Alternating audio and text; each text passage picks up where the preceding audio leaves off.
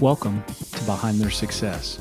This podcast is for people who are feeling stuck on their entrepreneur journey or in their careers. It's for people who want to scale and grow their businesses, learn about the power of mindset, or they just know there's more out there and they want to start making changes. I'm Peyton Squires, the host of the podcast. I was never cut out to be an employee, and when I was an employee, I was bored out of my mind. So I made a plan. I studied and passed the CPA exam in 8 months while working, all with the end goal in mind of quitting my job and starting my own business. I did that in 2014, and it's been an amazing wild ride since. So now let's hear from other entrepreneurs and what mindsets, and probably more important, what actions they have taken that have created and led to their success. Hello, everybody. Welcome back to Behind Their Success podcast. I am Peyton Squires, the host, and today we got a special guest on for you, Dave Forster. Dave is the owner of Dave's Bike Shop in both Raymore and Pleasant Hill, Missouri. Biking is much more than a form of physical exercise to him. It's a mental one as well. It's a great way to relieve stress and to grow physically and mentally. And Dave is trying to spread his love of biking through his bike shops to all his customers and out to everybody in the world. Dave, welcome on the podcast, man. Thanks for having me, man. This is great. Heck yeah. So Dave, we know you got the couple bike shops up in the greater Kansas City area. Tell us a little bit about your entrepreneur journey from the beginning to running these 2 shops in Kansas City. Yeah, I will start by saying that this is like the farthest outreach of the edge of my comfort zone is the retail industry of any kind, right? Because I grew up on a farm and I can do about anything with my hands, and I'm used to using all the hard way of doing things growing up on a farm. Started doing landscaping jobs for neighboring properties and farms when I was like 10, clearing trees out of pastures or pulling weeds out of gardens or whatever. And that just carried through into a lot of guys doing a little mowing business when I was old enough to drive, and then went to school. Did some stonemasonry stuff while I was in school in the summers and weekends. Loved the construction side and just the creation side of that. So as soon as I was done with school, I started a landscape business and moved to Kansas City, knew nobody, and decided, you know what, I'm going to start a business where I know no one. And right as we were getting married too. So my father-in-law was super thrilled about that idea. Pick the winner then, right? How are you going to take care of it? No. Yeah. There's a lot of guys that do this landscape thing. Are you sure this is, hey, trust me. I'm going. And for about 15 years or so, I'd done that, but got to a point where we just, body's not getting any younger. And I hadn't really developed my leadership skills to develop teams as well at that point. We'll just say that. Still working on that. And decided during one summer, I was burned out and took a week off and just prayed and thought about, okay, what else is out there? Yeah. I went for a bike ride and it blew my mind. Wow.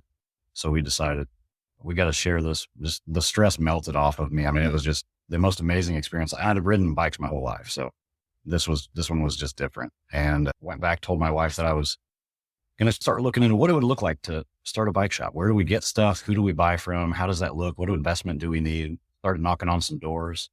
They kind of just kept opening, and it just kind of kept going. And what we thought was going to be 3 years later was 3 months later. We were having a grand opening. Handed over the landscape business to another young guy that was just getting started. And we're 7 years in now with our second location and having a blast. Yeah. Still a lot to, man. I tell you what, that's a really cool story. So, you were stressed out of work and took this bike ride, had a dramatic effect on you. The cool thing is, when you take that time and separate yourself from, going into a little bit of isolation, separate yourself, it actually gives your brain the time to think about and figure out, what do I actually want to be doing? Because so many of us are running 100 miles per hour, like especially as entrepreneurs, that we never slow down enough to even have that conversation with ourselves. Yeah, I tell my wife quite a bit. We work together. We have almost the entire time we've been married. So over 16 years now, and either like 50,000 foot view, like looking at the whole thing from what all the moving parts to just dive bombing into the weeds and just like going in gunning. And so there's really no like rest in between, like you said. Heck yeah. It was me and the road, and it was making that. And the whole physical exercise piece is something that's been a big part of my journey, especially in the last 3 or 4 years. Man, I don't know if I could do half the stuff I do without the exercise piece because, and it's not even a physical thing at all anymore. It's so much more of a mental thing. The ability to go into the gym and just put my headphones on. And I really feel like it's like the one time of the day where I can just shut my brain off and I'm just in there just with myself. It's a really cool experience. And I assume your bike ride was some kind of experience like that. Yeah. Yeah. Like you said, you just shut off all of the outside noise, all of the processes and all of the stuff that you need to do on your busyness, and just go into it. Your body just knows what to do at that point because you've been doing it long enough. It's a routine and your body just goes into that. And so your mind just sits there, has the ability. It's amazing when your mind's just sitting there when it's almost like a form of meditation, right? Where you're not necessarily trying to think about anything, but just noticing what comes in your mind. It's amazing what will pop up or what like moments of inspiration or even like a problem you've been thinking on, like the solution comes to you when you get quiet enough to hear it. Right? And this sounds like crazy, but right behind me here is my indoor bike. And I spend so much time on that now. It's amazing, just the time frame of when you can get there, when you can get out. And everybody knows that roads are a little less fun to be on and not be fully aware of what's around you. So I love putting the headphones on this thing and just doing it. Cool. So when did you start the bike shops? What year? 2017. Cool. Take us on that journey from 2017 to now. Just kind of tell us some of the experiences you've been through.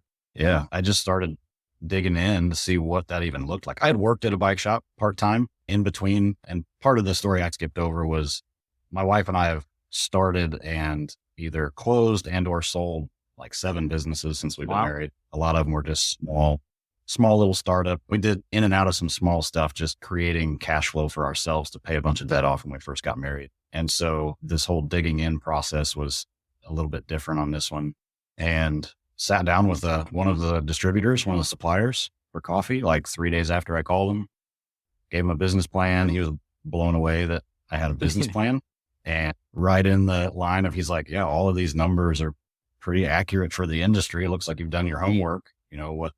What are the next steps? All that just snowballed into starting in this little 1,500 square foot shop that was actually about 700 was the shop. And then there was a bathroom and an office and like an upstairs utility thing. Like it was tiny, but it was great for the start, and got the question pretty consistently for the first year. Is there enough people in Raymore, Missouri to support a bike shop? Are there enough cycles in Raymore? I said, no, I'm here to make that. We're going to build that community. I'm not trying to steal customers from other bike shops. There's 3 million people in Kansas City. There's more people that need bikes. That was the whole purpose behind it, was to create an environment and an atmosphere that built more draw to the sport. We decided to just take that normal model and flip it over. And instead of walking into a bunch of concrete and metal and rubber tires, we had dark wood fixtures, made it feel like a family room. It looks more like you're walking into your friend's living room that really likes bikes, right? Like something like a living room or something. And just started building community and watching people go from, super introverted to like leading little rides during the week with their friends, people that were marathon runners that their knees and backs were telling them to stop, and their doctor was too. Started something lower impact, and now they're some of the long distance riders that do tons of miles with us and staying fit and easing the pain on their joints. Now we've grown into a 3,500 square foot shop, which isn't huge. We need much more space because bikes are not small. But yeah, it's been fun. That's awesome, man. So yeah, and that would be like, say I didn't know you whatsoever and you brought me this business plan. That would have been my first question. It's like, how many people want bikes in this, in this town? But the important thing is you'd already thought about that and realized, no, my whole business plan is to create this community and create this environment that actually encourages that. And almost, I would assume it's almost like something like a CrossFit gym, right? Where they create this community where it's this team, right? And everybody feels like they're a part of this community. And it seems like that's something that you've definitely created there. Yeah. We're still, like I said, we're 7 years in, we're still learning a lot. One of the things that has taken me a few years to really slow down and think about is, like you were saying, you like putting on the headphones and just going into your zone. And that's how it started. And so we have to really balance with our new clients. Do they want the community? Yeah. and we invite them all the time, come be with us? Or are they like, I just want the alone time, man. I just want the isolation and out on my own. That's what this is for. And making sure that we don't alienate that desire and really empower it and support it. But from like you go do your thing, we're here for you when you need it. Yeah.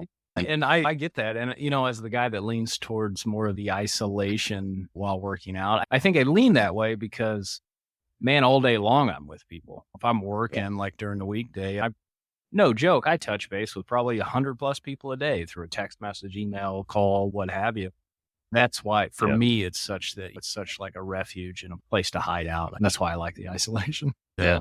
Dave, you've had some level of success with the bike shops and stuff. What would you say is your top skill? What has allowed you to get to where you're at this point? I'm great at building vision. If you've read Rocket Fuel, which I know a lot of entrepreneurs have, and if they haven't, they should. Visionary integrator. I am very much a visionary. I love systems and putting them in place and making things work the way they should. So I can do the integrator thing. My wife is much more organized at it. So we do it. We have a great pairing on that. But casting the vision, and as Patrick Lencioni would say, galvanizing, it falls kind of low in my working geniuses, but I've just been good at casting that vision and inviting people to come along with it. And, another thing for, I interview all these different entrepreneurs, and we only have pretty successful ones on here, that every single one of them comes on here and talks about different personalities, tests, and things they've gone through. And it's a realization that becoming self-aware is one of the best things you can do, because you know how to show up, you know what you're good at, you know what you're bad at. You talked about working genius there. You talked about visionary versus integrator.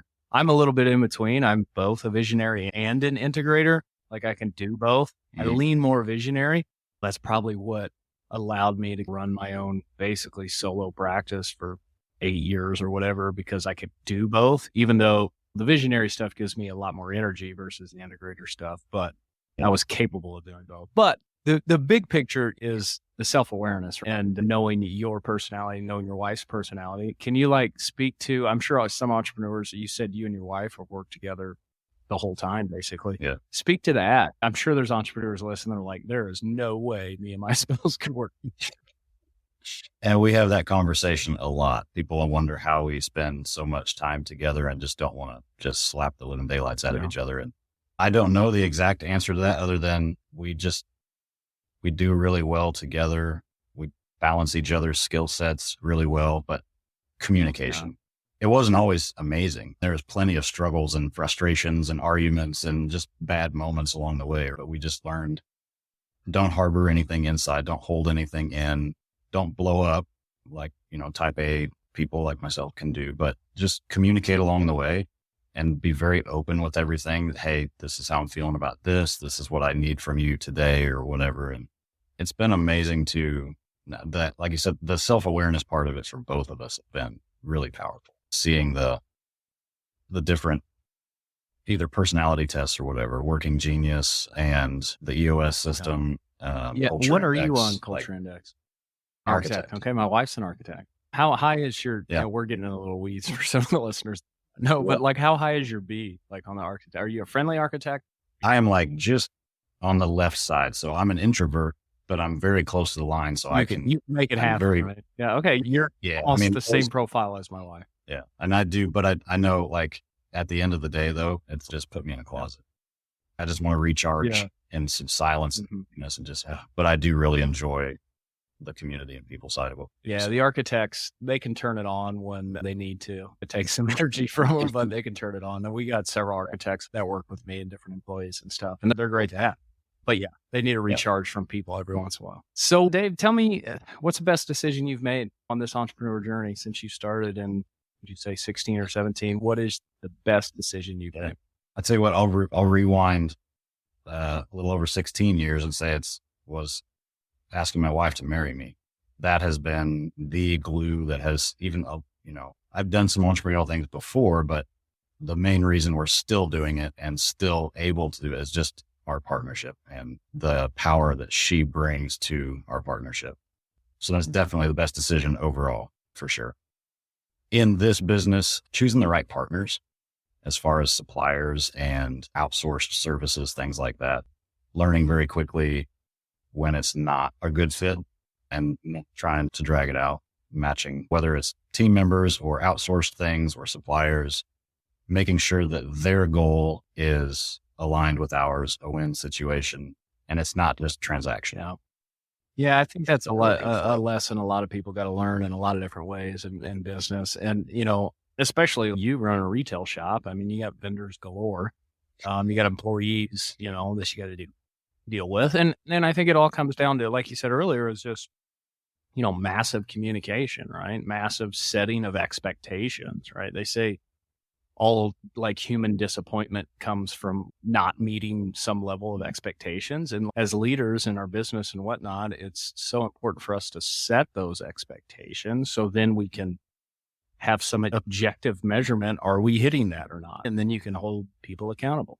That's something I'm still learning every day. I sit here and say communication, and I don't know if I sound like I'm like just veteran expert. Whatever. No, it doesn't matter how long I've been doing it. Every day you're learning something new and trying to grow and be better at it. And even just hearing you say those things, man, got a lot of work. Yeah. And it's easy for people to listen to a conversation like this and be like, oh, these guys know what they're talking about. And sure, we do have certain level of experience because we've smashed our head against the wall enough times.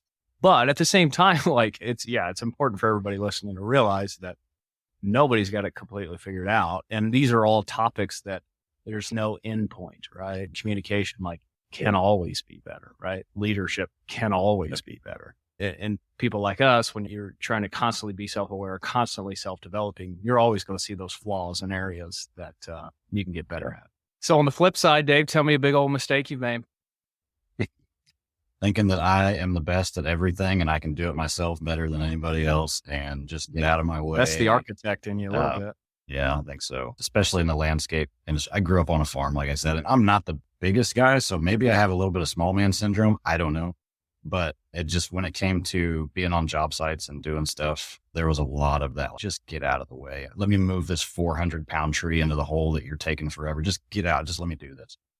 And there were moments that, it makes you feel like a big man. And everybody's like, wow, how'd you do that? Well, and just like that gets you so far.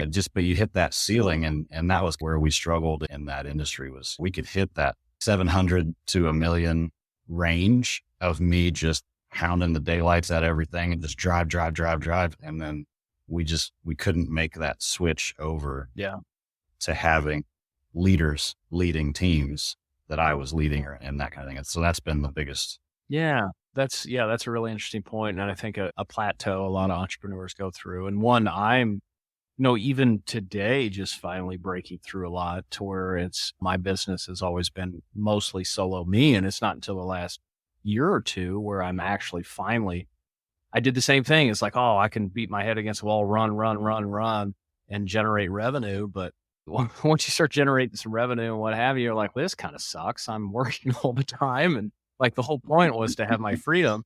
And then you're like, well, you need to take a couple steps back and try to rebuild this thing, to rebuild it in the mold that we want, to like making that transition, as we talking about our group, making that transition from like a warrior where you're fighting all the time to king, to where you're setting above the battle and pulling the levers and moving people around. Yeah, that's certainly a transition I'm still going through. Definitely. Likewise, it's learning to step into that role and support the warriors rather than be the lead warrior. Instead have some side warriors with you, right? Yeah. Yeah. Oh man. Yeah. That's something and I think, like you said, I think some of that has to do with our personality types, right? Where we know in your profile and my profile on Culture Index, we have a hard time delegating to others unless we think they're as competent or better than us. So something that I don't know, I've heard recently, or I don't know if I heard in our group or heard it from different people on the podcast or some other podcast, but people talking about like, if someone could do it 80% as well as you can, just let them do it. I think 80% is good enough. 80% of one thing is way better than 10% of 8 things, right? Yeah. So. Yeah. And exactly. And they're never going to get as good as you if you don't give them the opportunity to learn and mess around. And, it's not like you just you throw them in the deep end and let them sink, but they're also not going to learn without you letting them have the leash to do that. And hearing you say that reminds me of one of my struggles in growing into being that leader was, I've heard it called delegate and vacate. Yeah. Like you said, throw 'em in the deep end. And I've struggled. I've had that where it's like, all right, here's what it is. It's very simple. Go do it. I'm going to go do my thing. So just setting people up for failure isn't fair to them. And it doesn't help you. It doesn't help the team. It doesn't help the business. It doesn't help the customer.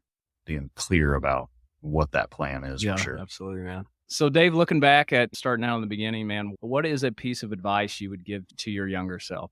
I think probably the biggest thing is to slow down, to speed up, let those people focus on the delegation and the onboarding, the proper training, the proper empowering, like building the team. They say you can go fast, go alone, but go far, go together. And you hear things and they make sense, but then you hear them again and they make sense, right? And because you've learned enough, you've gone through enough to really apply the knowledge, really similar to, you read a book, but if you've never done what they're talking about, you're reading information that you're going to try to apply later. But once you've done it, then you can read it again and just take a whole new perspective on all of it. And so looking back, knowing that how important it would be to not be the guy. Yeah. You never step in the same river twice, right? Because the river's always different and the person stepping in it was different as well. And yeah, it's like, that's why it's always a great idea to go back and read great books that you read before, right? And because when you go back there's going to be messages in there that, it kind of hit with you, but like now that you know a little bit more, experience a little more, it really means more to you, even at a deeper level. Yep. Dave, how can people connect with you, man? What's the best way for people to interact with you or the bike shop, or want to check out some of the exercise stuff you guys got going on? Yeah. If they want to check out more of the bike shop, the cycling community, all of that stuff, either Facebook or Instagram, just look up Dave's Bike Shop and look for kind of the flag and the background logo. There's a couple Dave's Bike Shops in the US where none of us are connected except for R2. You're the best. Yeah. Yeah. Check those out. Bike It Out is also on Instagram and Facebook. So Bike It Out. And that's our slogan, whatever it may be, go bike it out. So stress, anxiety, anger. And then professionally, LinkedIn, I share some more, that's more of my like development and connection side for the professional networking and leadership side. So if they're more interested in that connection, then LinkedIn, David Forster. Awesome. Dave, I appreciate you, buddy, for coming on, man. Thank you for sharing a bit of your journey and what you've learned along the way. Anything else you want to leave with us before we go? Don't just let it all bottle up. Stay active.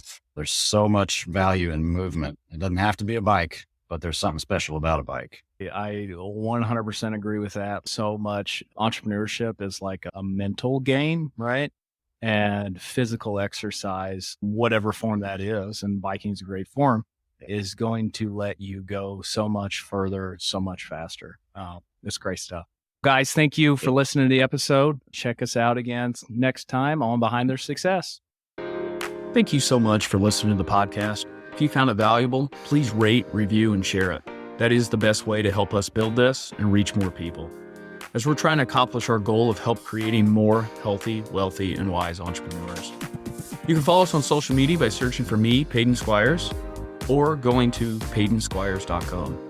On the website and social media, we're always sharing tips of personal growth, and there we can actually interact. I'm looking forward to it. Thanks, guys.